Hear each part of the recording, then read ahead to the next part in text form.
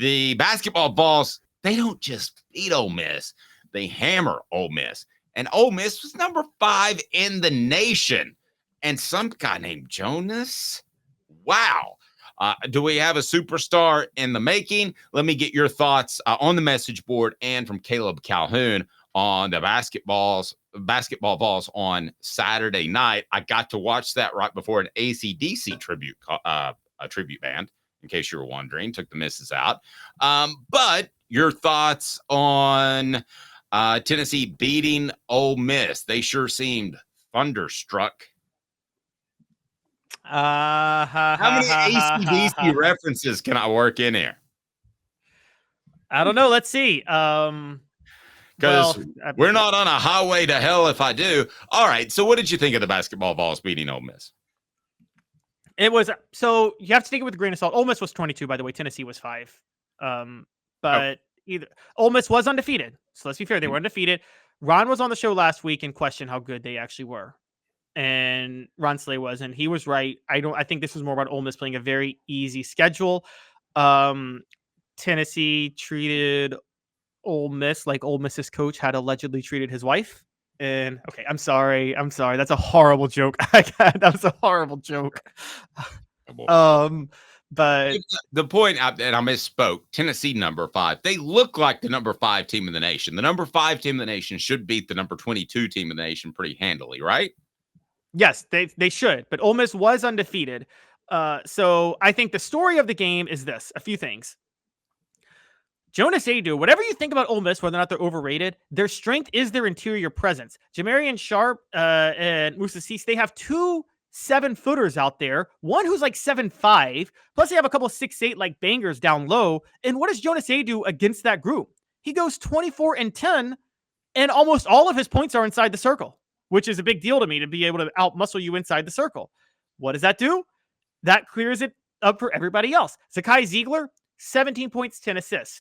Why does he have 17? Why does he have 10 assists? Because Jonas Aidoo is out-muscling everybody down low. Tennessee, 11 of 30 from 3. Why? Because they drew attention away from the perimeter because of Aidoo's play. Santiago Vescovi is back. 3 of 8 from 3. He had 11 points. And off the bench, Jahmai Mashack, 2 of 3 from 3 with 10. And a big help, by the way. Again, Ole Miss plays big. Toby Owaka coming in to spell Jonas Aidoo had 9 points down low. So this is the big thing I'm talking about. Tennessee showed in this game they can outmuscle anybody under the basket. And that is huge for three-point shooting. How many guys do they have right now that are willing to do the dirty deeds underneath the basket? Done cheap.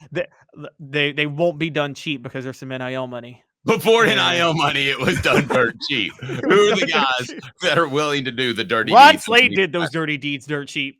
He did. Yes. How many do they have really that could be real post presence? Just 2. Jonas Aidoo and Toby Owaka. JP Estrella hasn't emerged yet, and I don't think Rick Barnes wants to use him this year. So now that is an issue. Tennessee right now only goes 8 deep. So because Estrella and Cade Phillips haven't emerged, and that is actually a concern on its own. But Aidoo and Owaka are both great. The thing with Aidoo is you don't want him playing 32 minutes every night. He played 32 minutes in this one. That's a lot. And you want him probably in your goal is nobody play more than 25 minutes if you can get to that point. But Aidoo's at 32. Zeigler was at 37. Vescovi at 35. James at 31. That's probably the biggest concern because Rick Barnes already wears you down, and you don't want them that worn down in March, because then you won't be able to do the dirty deeds underneath the basket as well, because you'll be a little more gassed. And then you'll be TNT.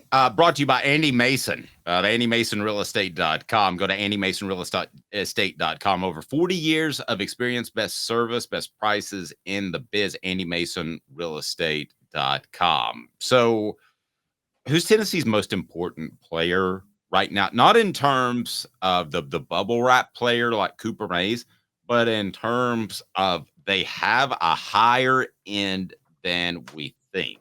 Might be Jonas, but I'm wondering if you see anybody else out there, because I feel like after watching Dalton Knecht again on Saturday night, I got a good feel for what he is. I got a good feel for Vescovi. I got a good feel for Zeigler, but I'm not sure I have a good feel for Aidoo quite yet. I feel like there's another level he could reach, and he gave us a glimpse over the weekend. I'm going to address Knecht, and then I'll get to Aidoo, because it is Aidoo. People are worried that Knecht only scored 8 points. Guys, Knecht's a little banged up, and here's how Dalton Knecht is. Here's his job in this system. When the offense isn't firing, when it's not clicking, you give the ball to Dalton Knecht, get out of the way, and desperately try to have him like spark something for you. Dave, you watched the game last Saturday. Did Tennessee ever need to desperately go to Dalton Knecht? The offense was clicking the whole game. Right. Absolutely. So, yeah. And Dalton Knecht knew that, so he took a step back, to his credit. It's Aidoo, because Aidoo is the best 5 Rick Barnes has ever coached at Tennessee, and he may be the best 5 Tennessee has had. I mean, dare we compare him to Marcus Hazlett? Dare we go there? I mean, we're talking a guy that Aidoo is. It's a 6'11" guy that's out muscling people under the basket, but he can stretch the court and shoot from the outside if he needs to. He's a solid free throw shooter. I'm going to be honest with you, Dave. I see All-American potential in him as a center. Wow, that's pretty strong. All-American? All-American potential. Yes. Now, there's not as many centers as there used to be. Are you factoring that in? But they give All-American awards based on positionless basketball anyway, so they do factor that in too. I think the centers are there. They're just more skilled. Now, notice, I didn't say he's the best big Tennessee's had in a long time, because he's not Grant Williams. But who is the biggest Vols of them all? Another AC/DC reference. Somebody says, if I bring up one more, I'm going to be ringing hell's bells. Continue your point, Caleb. Who's the best big Vols? Is that what you're asking? Who are the biggest Vols of them all? That surprises me. You're that high on Aidoo. If you're that high on Aidoo, knowing how you feel about the rest of this basketball team, I think you're going to be disappointed if they're not an Elite 8 team. Is that fair? I'll be disappointed if they're not a Final Four team, if Aidoo stays as good as I think he is. The only thing that holds them back now is depth. Estrella or Cade Phillips, they need to get one extra big person to step up off the bench, because they don't have that. However, they still are showing a lot of promise with a lot of their players, so they need one more guard and one more big to step up. You really want to be able to go 10 deep. You want 10 guys averaging at least 10 minutes a game. And right now they're at 8. So that's the one issue.